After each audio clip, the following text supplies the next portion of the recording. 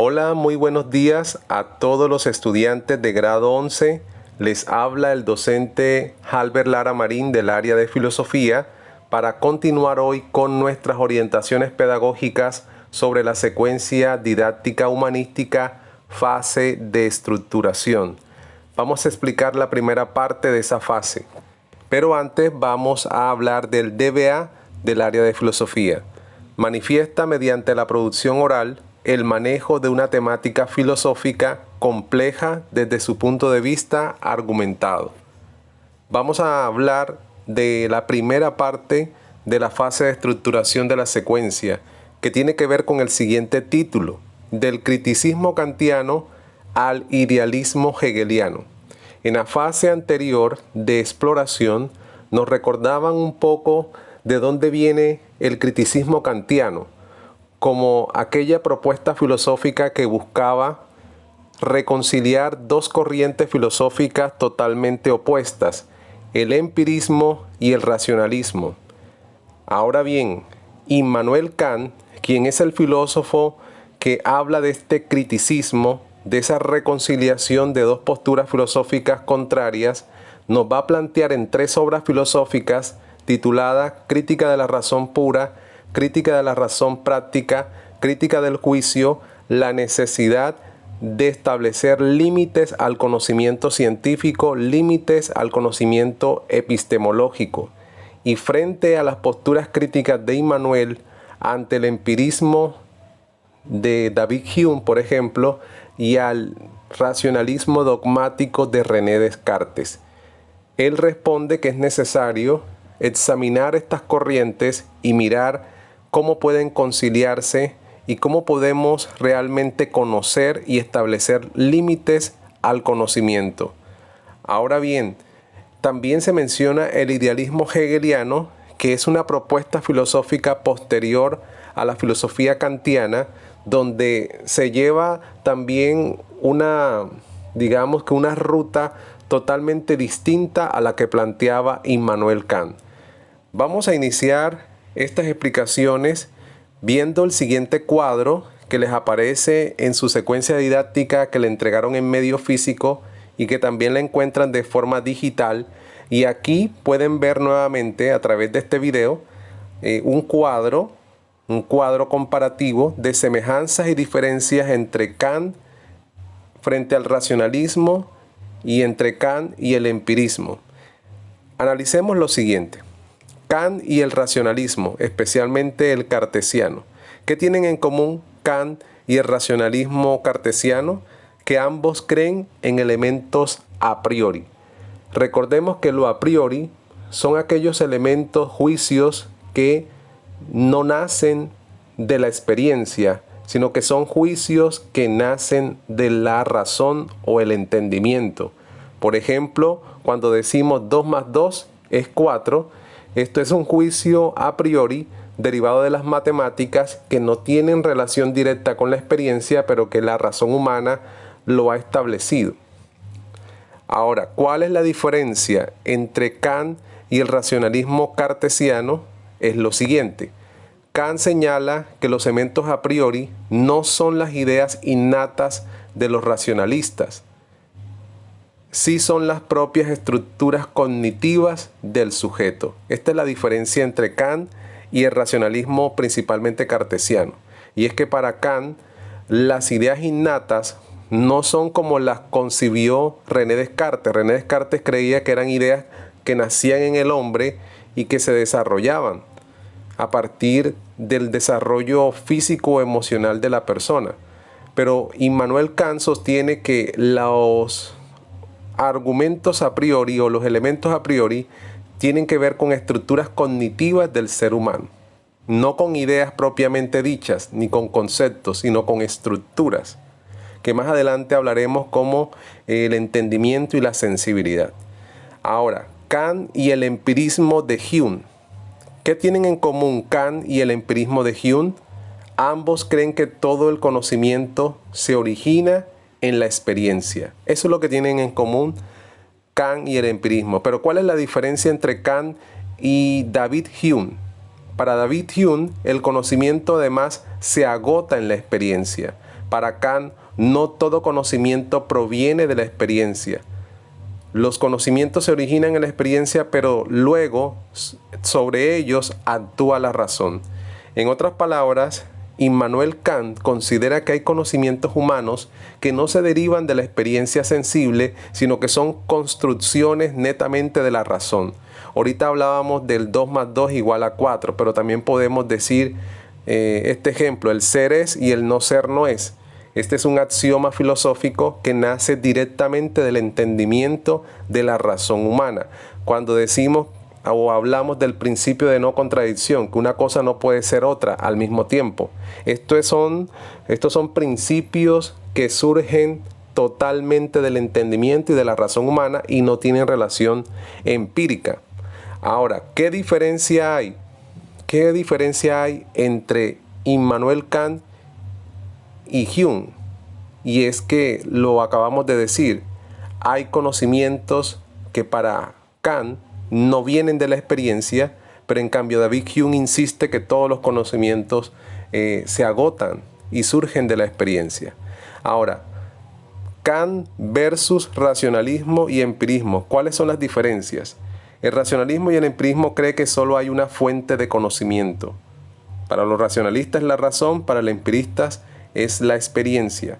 Kant cree en cambio que hay dos fuentes de conocimiento. La sensibilidad, que es la materia del conocimiento, de donde procede la experiencia, y está el entendimiento, la forma del conocimiento independiente de la experiencia. O sea que para Kant existen dos formas de conocimiento, la sensibilidad y el entendimiento, y esta es la gran diferencia frente a las corrientes racionalistas y empiristas, que solamente reconocen una sola fuente de conocimiento.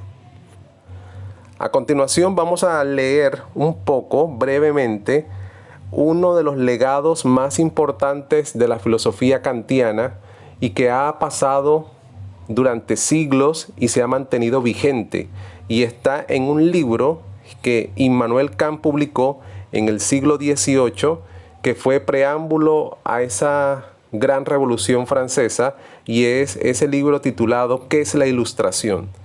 Con ese libro, Immanuel Kant, de una u otra forma, teoriza y orienta a la sociedad de Europa en el siglo XVIII hacia la ilustración y hacia los objetivos de una sociedad ilustrada.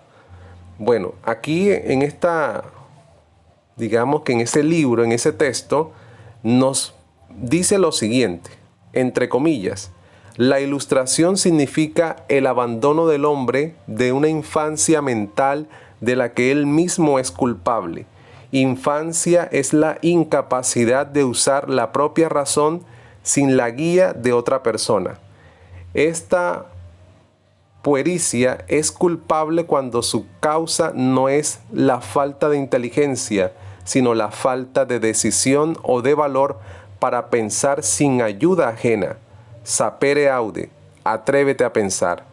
Esta es la divisa fundamental de la Ilustración en Europa durante el siglo XVIII. Y con estas ideas se enciende la Revolución Francesa en el año 1789 y todo lo que siguió después de la Revolución. O sea que Immanuel Kant nos deja un gran legado cuando nos dice que la Ilustración va a surgir de aquellos hombres que se atrevan a usar su entendimiento y su razón para tomar decisiones. Ser ilustrados es estar en la mayoría de edad, y no ser ilustrados es estar en esa minoría de edad que no se refiere cronológicamente a tener menos de 18 años. Se refiere a la incapacidad humana de no tomar sus propias decisiones por su razón o entendimiento, sino que dependen de otra persona, de la tutela o la autoridad de otro para poder decidir. En otras palabras, ser ilustrados es tener la capacidad de pensar, de atreverse a pensar, de tomar sus propias decisiones sin la influencia, sin la determinación del otro. Ahora, podemos decir también que en el aspecto epistemológico, los aportes de Kant son notables en la filosofía, y los intentos de superar los errores del racionalismo y el empirismo se pueden exponer de la siguiente manera. encasillado en su subjetividad a la manera de Descartes, da a sus teorías una dirección muy distinta a la del filósofo francés. Descartes se adentra en su yo, pero lo de encontrar el camino para elevarse a Dios y a un tiempo para dar certidumbre al mundo físico o de las tres extensiones, Kant, encerrado en un mundo fenoménico, ha de descifrar la posibilidad de contactar a las cosas en sí mismas, sean las del mundo, la de Dios o la del alma. La filosofía de Kant no niega la existencia de Dios, ni un orden moral, ni la realidad pensable de un mundo físico. Lo que niega, salvo en lo moral, es que la razón humana pueda trascender y llegar a estos entes en sí mismo, sean el mundo, Dios o el alma. Kant intenta superar la crítica al fundamento epistemológico del principio de causalidad y por lo tanto al saber científico que había hecho David Hume, que no tenía una respuesta satisfactoria hasta su época, además de superar la metafísica dogmática de los racionalistas. En otras palabras, podemos decir que Immanuel Kant empezó a hacer la labor del criticismo, de cuestionar los dogmas del racionalismo cartesiano y también del escepticismo empírico de David Hume, cuando nos dice que en el mundo las cosas en sí, como Dios, el alma, el mundo, no las podemos conocer en sí mismas, pero sí podemos comprenderlas, sí podemos estudiarlas, porque tenemos entendimiento y tenemos una sensibilidad. Ahora, lo que nos dice Immanuel Kant es que no podemos rebasar los límites de la experiencia y los objetos que mencionamos ahorita de estudio, como el alma, Dios, el mundo, como tal, no lo vamos a conocer como es en sí mismo. Y por lo tanto, no podemos tener una certeza plena de lo que son en sí. Ahora, cuando Kant dice, todo conocimiento científico procede de la experiencia, aunque no todo lo que hay en el conocimiento científico tiene su origen en la experiencia, nos da a entender que hay dos formas de conocimiento, la sensibilidad y el entendimiento que obran en el proceso de conocer una cosa. Recordemos que para Immanuel Kant el entendimiento ordena, organiza todo lo que la sensibilidad nuestra recibe. Y la sensibilidad, recuerden que es la forma en que nosotros captamos los objetos físicos a través de nuestros sentidos. A continuación van a encontrar también en el material del área de filosofía, en la primera parte de la fase de estructuración, un cómic sobre Immanuel Kant y tiene por título El casco pensante de Immanuel Kant. Allí van a encontrar que en el casco de Immanuel Kant, en la cabeza, están las categorías del pensamiento según Immanuel Kant. Entre ellas están la calidad, la relación, etcétera, etcétera. La cantidad, también va a encontrar el espacio y el tiempo. Y de otro lado del cómic les aparece un texto titulado Los límites del conocimiento. Allí se va a hablar un poco de Berkeley y no solamente de Immanuel Kant. Y van a aparecer términos que son nuevos para ustedes los estudiantes, como lo nouménico y lo fenoménico. Lo nouménico significa aquellas ideas incognoscibles, o sea, aquellas ideas o cosas que no podemos conocer en sí mismas. Y también están el concepto de fenoménico, aquello que podemos captar a través de nuestra sensibilidad y que el entendimiento puede organizar. Una vez estudiado y analizado ese cómic de Immanuel Kant, debemos seguir leyendo los textos donde nos dice lo siguiente. En la crítica de la razón pura se parte asumiendo de los resultados del empirismo, afirmando el valor primordial que se le da a la experiencia, en tanto que ésta permite presentar y conocer a los objetos desde la percepción sensible o intuición.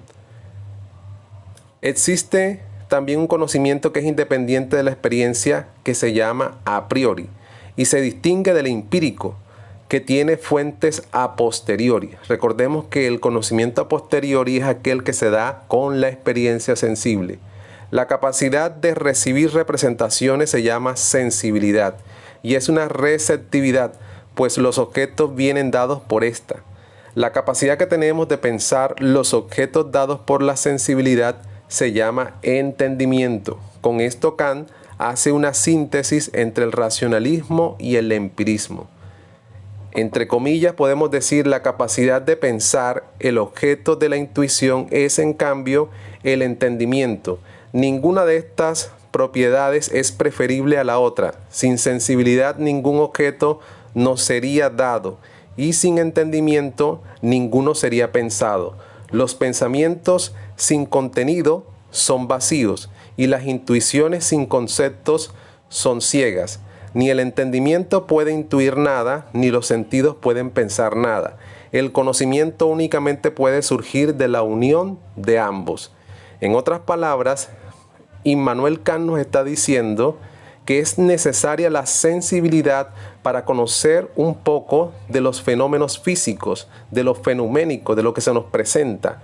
Pero es necesario el entendimiento porque el entendimiento es lo que nos va a permitir conocer, interpretar y organizar toda la experiencia sensible que recibimos. Ahora, ¿cuál es la actividad que van a hacer los estudiantes de grado 11? La primera actividad de la fase de estructuración consta de 5 preguntas. La primera de ellas dice, una de las diferencias entre racionalismo cartesiano y Kant es lo que entienden por elementos a priori. ¿En qué consiste esa diferencia? Argumenta tu respuesta. Segundo, una de las diferencias entre Kant y el empirismo de David Hume es que no todo conocimiento proviene de la experiencia. Luego, ¿cuáles, según Kant, son esos conocimientos que no provienen de la experiencia? Explica tu respuesta. Tercero, uno de los pensamientos más vigentes de Kant es su idea de lo que es la mayoría de edad. ¿Cuál crees tú que es la razón por la cual muchas personas están en minoría de edad? Argumenta tu respuesta. Cuarto, la crítica a los límites de la razón. ¿Qué busca Immanuel Kant al descalificar el conocimiento de Dios del mundo diciendo que el conocimiento de la razón tiene límites? Argumenta tu respuesta. Quinto, ubícate en el cómic titulado Immanuel Kant, El cielo estrellado. Y elabora un escrito donde expliques qué es lo fenoménico y lo nouménico según Kant. Entre paréntesis, fenómeno y noumeno. Dar ejemplos. Bueno, jóvenes estudiantes, esta es la primera parte de la fase de estructuración. Cualquier cosa puedes escribirme a mi WhatsApp personal 313-501-6257 si tienes alguna inquietud o pregunta. Muchas gracias por su atención y feliz día.